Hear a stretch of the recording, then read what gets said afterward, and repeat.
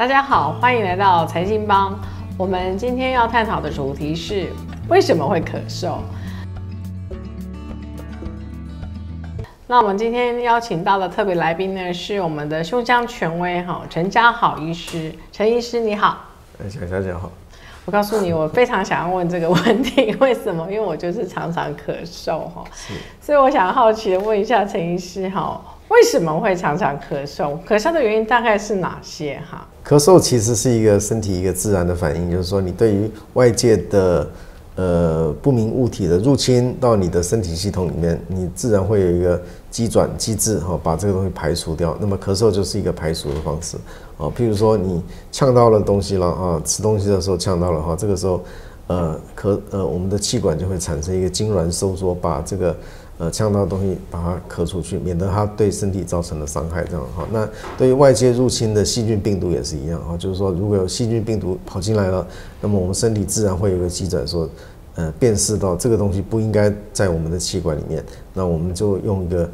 气管收缩痉挛的方式把它让它用一个强烈的气流把它冲出去，这个就是咳嗽所以说如果你有吸到了异物或者是你有吸到了细菌病毒尘螨灰尘那么这些东西都有可能会造成咳嗽。还有就是说如果你是这个比如说一些油烟啦或是一些香烟或是一些体质比较敏感的话，可能闻到一些味道，或者是猫狗宠物的这个毛皮都有可能就是会造成的咳嗽。那这个都是可以做一下检查那当然如果肺部本身的疾病像这个支气管扩张症啦，或者是甚至肺腺癌啦，或者是这个肺里面有发炎啦那像这个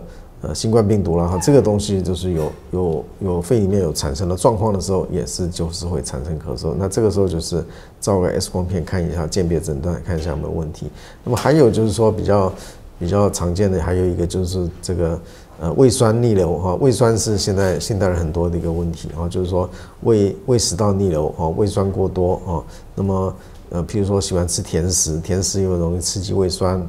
那么还有就是说有的人是喝咖啡喝茶刺激了胃不好会产生的这个胃酸。那么因为我们的胃食道就在气管的旁边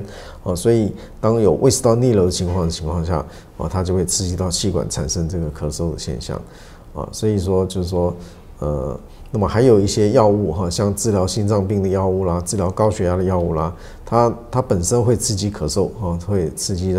让产生一个，虽然它不是你没有呛到也不是异物但是它本身的这个药物的成分会产生一个刺激咳嗽的一个物质那产生一个咳嗽的现象。那么所以如果你的生活环境是不是比较容易潮湿发霉比较有这个尘螨或是有很多的宠物毛皮这个都比较容易咳嗽。有的是跟你吃的药，有的是跟你的工作有关系。你的工作如果有粉尘有金属的这个蒸汽有这个打石头有这个都有可能会造成环境的上是造成咳嗽的这个原因这样子所以咳嗽的病人我们会去检查一下胸部 X 光，检查一下肺功能有没有气喘的情况。如果体质比较敏感，比较有气喘的倾向，就是稍微受到环境的刺激，他没有气喘没有真的发作，但是他用咳嗽来表现，也是一个咳嗽的原因这样子这些都是可以透过检查那得到很好的治疗这样子那我好奇想进阶的问一下陈医师常常像我常常咳嗽，有时候会想说这到底是支气管有问题还是肺部有问题到底是支气管有问题的咳嗽跟肺部有问题的咳嗽有没有什么不一样？其实肺就是支气管的一个延伸支气管再下去就是肺泡组织肺组织这样。那如果说支气管它本身就有一个很强烈的咳嗽反射像当你呛到异物啦，或是有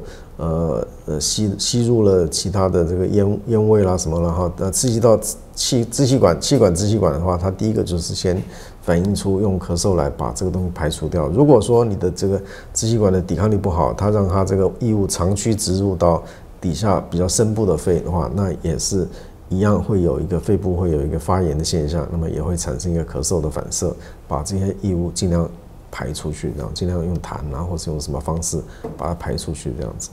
所以有人说，有的时候咳嗽是有痰的，有时候是没有痰的。那如果是没有痰的时候，是属于支气管的部分嘛？那当有这个痰的时候，是不是就已经是到肺的部分？可以这样简单的区分吗？其实支气管，其实不是，其实支气管也是有痰哦。支气管如果有发炎的时候，也是会产生痰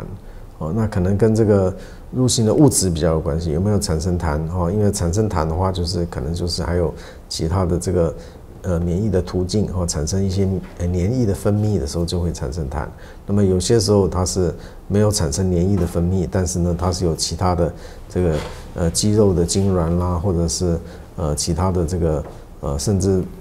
刺激到喉头产生疼痛的感觉有些人就是说咳久了会胸痛、喉咙痛这个都是有相关的因素这样子。那干咳比较可怕，还是有痰的咳比较可怕？可能还是要把原因找出来，然后那个原因比较可怕，这样。那个原因如果是癌症的话，就比较可怕。所以呢，不管是干咳，不管是这个有痰的咳，知道原因是比较重要，并没有说干咳一定比较不重要，有痰的咳就比较重要哈。是的。那另外我好奇想问哈，像我都很害怕，我常常会咳嗽，我有时候都会怀疑自己有没有肺腺癌哈。那我想想，到底什么样的比较容易得到肺腺癌？它通常会有什么样的症状呢？肺腺癌因为它是在肺的边缘边缘，所以它的症状比较少就是说，它如果在气管的话，就比较会容易咳嗽啦，比较会容易这个产生这个痛啊，或者是咳血的这些很明显的症状。那么如果在肺的比较边缘的地方的话，有的时候是刺激产生肺积水，造成了呼吸比较喘那么有的时候它甚至就没什么症状，就是在体检的时候就发现这样那所以如果要早期发现的话，可能就是要定期的做体检，定期照 X 光甚至如果有抽烟啦，或者是有这个二手烟或是有家族里面有癌症的病人有癌症史的家族史的话，那可能要做一些低剂量电脑断层会比较清楚，这样会看得比较清楚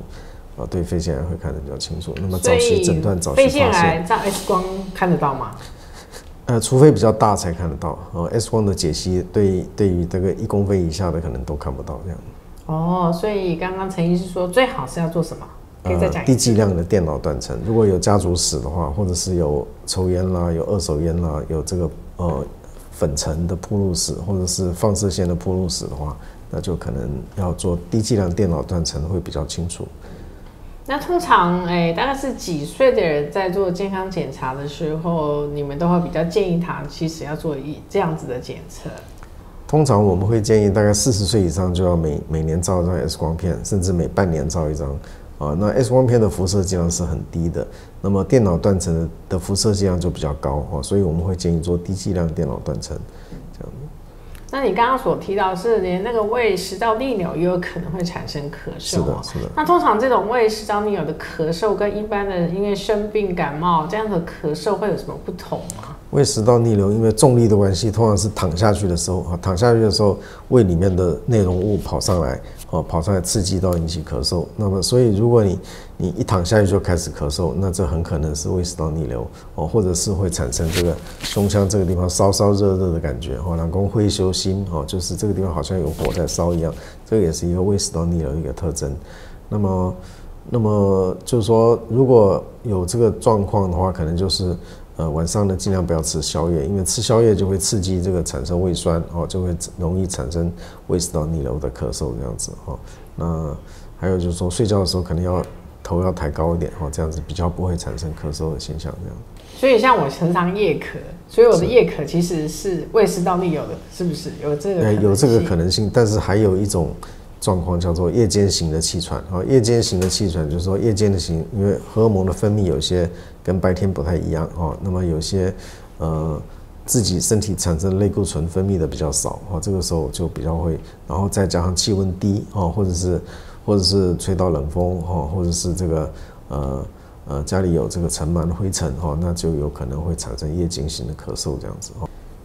那有人说喝热水比较不会这个咳嗽，喝冰开水比较容易咳嗽，是这样子的吗？其实如果气管敏感的人对冰对冰对热的都一样敏感那么通常是对冰的会比较敏感有的人就是喝了一口冷水冰水会人工跟它洒流其实就是气管产生一个急性痉挛的现象突然咳嗽的一个现象那建议就是说，不要吃太冰了就是说还是要去冰那热呢？热的话，一般温水是会比较温和，那太热的也会容易引起刺激，是一样的。好，那你刚刚说尽量不要吃宵夜，那我可以再问精准点，是尽量不要吃甜的，还是任何东西都不要吃？一般来说就是太甜的比较，还有就是说比较油腻的、比较糯米类、比较不消化的，这个都比较容易引起胃酸